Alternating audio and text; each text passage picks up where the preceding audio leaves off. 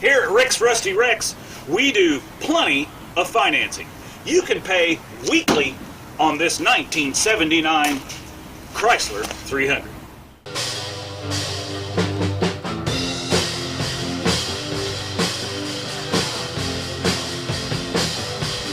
Well, I've seen a picture. Boom, boom, boom. Of you last Saturday night. Didn't know it was you, but you're looking alright. I didn't understand it. God, this car stinks. But I wanted you to know. Where did you come from, baby? Where did you go when, baby? Yeah. Well, hey, if you don't like fixing things and making them just like brand used, this channel may not be for you. Hey, it's Rick here. Well, I'll tell you what, we've got to get some work done on this Crusty Chrysler. And as you remember, the last time we left off... But then all of a sudden I realized we got a leak. Yep, that's right. We had to patch up the fuel lines. We still didn't get the fuel pump put back on. And I just can't get to it the last couple of days. Well, my birthday was the day before yesterday, and then yesterday was really cold and it snowed, and then today it looks really nice and sunny out, but it's like 25 degrees, and I am not working outside. I mean, I don't have enough clothes to put on, so... Oh, yeah.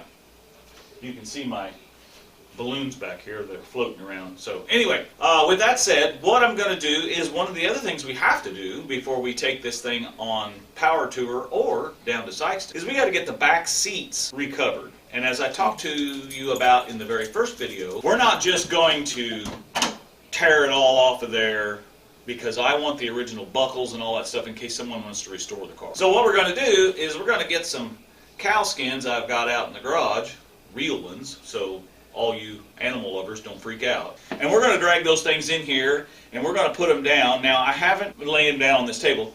I haven't had a chance to find my hog ring pliers so we can actually zip them on there with hog rings. And so, since I can't find that tool, which I know I have, we're going to use the next best thing, which is zip ties. Alright, I'll show you more. Okay, so let's show you what the stuff is I got. First of all, I got this big chunk of leather here. This is a real cow thing. So, and you know, I've got the option of using suede, which is very swanky. Not like Corinthian leather that this car would have had, but it is very nice. Or I can use this side, and this is kind of a charcoal gray color, not really black. This is more black. So, but the surprise seat covers I bought for the front two seats, got them for $12 a piece down at Gabe's. But those are kind of a black color. So I'm thinking, even though this would be the side you probably should use, I never do things quite right or quite like everybody else, so I'm thinking about using the suede. That'll make it kind of nice in the back. When I throw all the junk in there for traveling, maybe it won't slide around. And when the pups ride with me, you know, they'll have some soft leather to lay on. So anyway, so I've got the leather. I went ahead and brought in the bottom of the back seat. Now you guys saw this before, and how, you know, how you could just poke holes right in the Corinthians, because I think they got a little Corinthianed out, you know, a little dry. It's not bad back here in this back part, but, and then I've got the fancy, yeah, we got cable ties, 650 of them, so I think that'll be enough. And what I want to do is, if you can see this, these hog rings is what, you know, normally you would take all of this off, build you a pattern, you know, do the stitching, get it all, and then stretch it and put it back on here. But I'm not going to bother any of this at all, because if someone does want to restore this, they're going to need this for a pattern. So what I'm going to do is I'm going to loop my leather around. I'll start in the middle here and work my way towards each end. And then I am going to take zip ties and come down in here where this hog ring is at, and I'm just going to zip tie it to the frame, cut off the excess, and you know, that's what we're going to do. We need to make this seat functional. So, just like brand used, baby. Okay, so I think what I'm going to do at this point is I'm going to set you up on time lapse and let you see what I do, and you know, just bringing you some content, trying to keep everybody up to date, so you know how the car's coming along. Looking forward to the No Name Nationals, and if you haven't ever been on Power Tour, which I have not, we're headed to Power Tour too. So I wanted to tell you, I may not have mentioned this before, but I have a lot of racing personally, but my family, I should say. I've never raced anything except, you know, see who can get to the stoplight the fastest or some crazy thing like that. But my uncle Smokey Clayton was a big race fan, drag raced, he did all kinds of stuff. He was a Mopar man. He used to do Power Tour every year. I think he probably did it every year up until he died. He died last spring, or actually about this time last year. And so, you know, he was real active in Power Tour, and that's one of the reasons I wanted to go this year. And that's one of the reasons we picked a Chrysler, because I thought, well, you know, he would have drove some Chrysler product. So anyway, so we're going to Power Tour, which you've heard me talk about. The big thing that we're getting this car really ready for is Sikeston, Missouri. So the big drag race down at Sikeston. Now, I also had another uncle on my dad's side of the family who was a stock car driver here in Central for many, many years. He's passed away now as well. But so if we weren't remodeling somebody's house or building a house on the weekends, we were working on race cars and doing things like that. So, you know, and then I went to tech school for mechanics. Did that in the military, did it for a little while when I got out of the military, and then kind of worked my way into building maintenance, if you will. So just a little background on where I come from. Now I'm semi-retired, you know, in quotations. You know, I happen to work 2 or 3 days a week. So it gives me a little more time to work on these vehicles. Fortunately anymore though, I don't have a workshop and all that stuff like I used to have. If you've followed my channel for years, you know I used to have a big pole barn and a workshop and some stuff like that, and I just don't have that anymore. So now I'm working in the driveway, and it is cold today. So that's why I am doing it in here in my office. So, all right, let's go look at recovering the seats.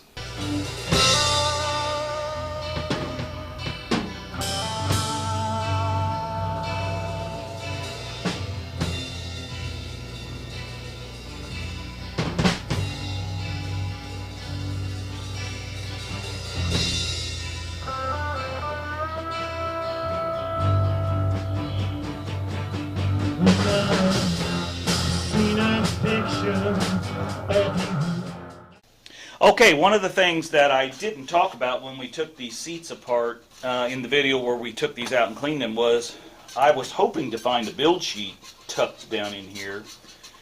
Usually it's on the back part of the seat, but when I pulled that out it didn't have one either, and this didn't have one, and there wasn't anything down underneath just laying there. So possibly someone has had these out in the past. It almost looks like someone re-dyed these seats somewhere in the years, because there's overspray. It looks like overspray right in through here. So I don't know if you can see that on the video or not, but you know, that's what it looks like. And also if you go down here to these buckles that are right here, those buckles have overspray on them too. So it could be that someone had these seats out and took that, you know, build sheet out. So not real sure, but you can see that I cut this off. Of course we're not going to have any pleating or anything like that, but what we're going to do now is we're going to start in the center and pull it real tight,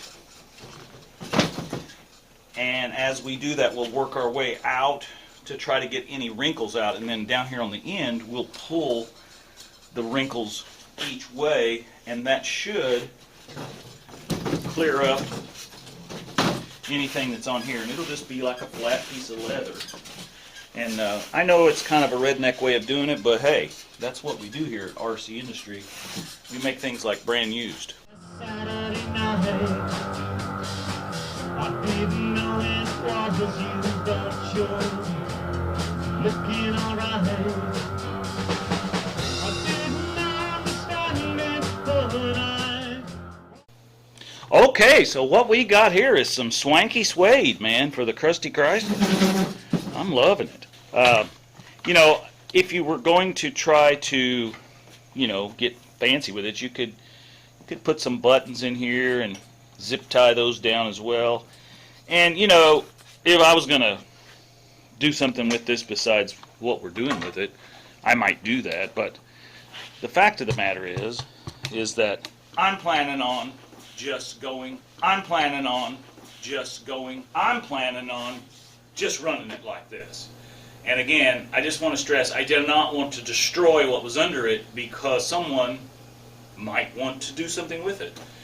Because when we get done with the trip down to Sykeston in September, the end of September, 1st of October, which I hope all of you are going to be there, I plan on selling the car. Now, somebody might not want to restore this car, somebody might, I don't know and don't really care. That's not what I bought the car for. I bought it to drive it to a couple of events, and that's what we're doing. And I'm glad you came along to follow me with it today. So what I'm going to do is I'm going to go ahead and do the other seat, and then we'll pop back in maybe tomorrow and finish up the video, and we'll install the seats and we'll take a look at it. So, all right, thanks for coming along. See you tomorrow.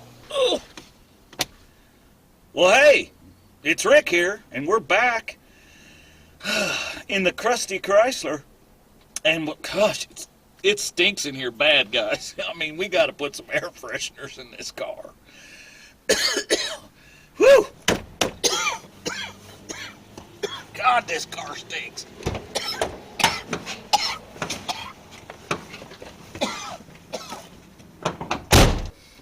Anyway, got those beautiful, beautiful Corinthian leather seats covered with some swanky suede.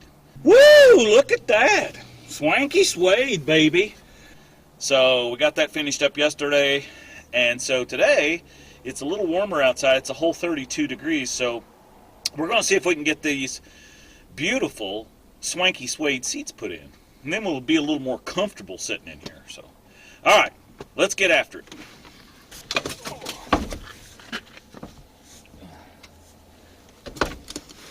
Will you help me to figure this out?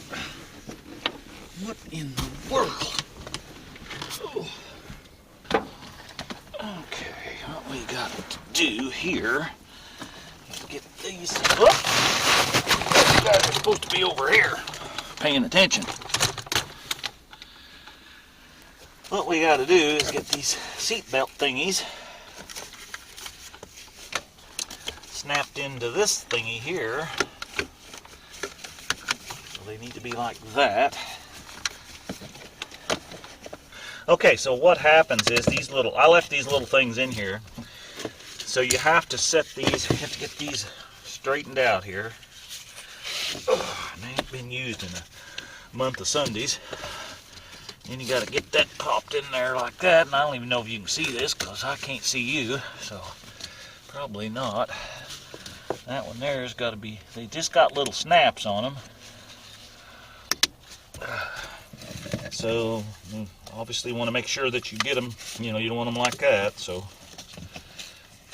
I don't know that anybody ever be riding back here, maybe Fred or maybe the pups, but other than that I doubt if there's anybody back here, but you never know. Okay, so now what we got to do is get down here and put the screws in it. All right, show you more. Okay, so we got that, and then let's get this screw out of here. And then we got to fit it in the notch up at the top. And then that little thing there's got to go clear over there yet. So let's see if we can even do that. Heavens, we might not even be able to do it. I don't know. Hey, that's pretty close. Get us some fake fur to put in the back window and a couple of 6x9s. We're going to be cranking, baby. Okay, I think it's pretty close. Where's that hole at? Right there, looks like. And for those of you that ask, basically the pan of this car is in pretty good shape. Back all up in here, this is not, I mean, it's rusty on the bottom side, but it isn't rusted out like I thought it would be. It's actually in pretty good shape, which kind of surprises me. So, all right, let me get this tightened on down on this other side, and we'll put the bottom part in. Show you more. All right, let's see if we can get that thing in here.